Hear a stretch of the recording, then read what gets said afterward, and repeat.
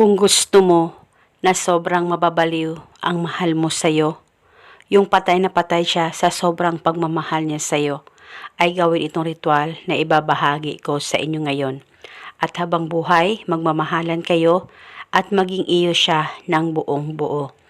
Lalong-lalo na kung nararamdaman mo ngayon na ikaw ay baliwala na niya at dahan-dahang nawawalan ng gana ang partner mo sa'yo. Kaya itong ritual na ibabahagi ko sa inyo ngayon ay isa itong gabay para patuloy ang pagmamahalan at magandang relasyon ninyong dalawa ng partner mo. Basta dapat buo ang loob mo sa paggawa nito. At itong ritual ay pwede gawin sa kahit na anong araw o oras na gusto mo. Una, kumuha ka lamang ng actual photo ng target o ng mahal mo. Malaki o maliit na larawan ay pwedeng gamitin.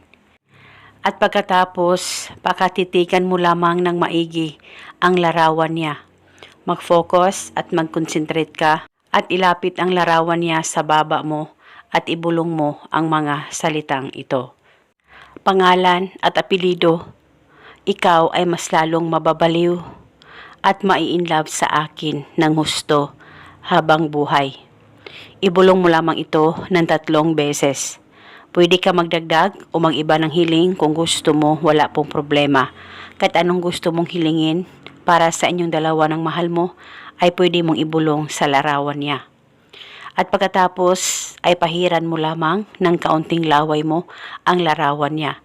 At pagkatapos mo nang magawa itong ritual, ay pwede mong itago ang kanyang larawan, pwede dalhin kahit saan ka man magpunta, o pwedeng ilagay sa ilalim ng unan mo sa tuwing ikaw ay matutulog. Gawin itong ritual 1 beses sa isang araw.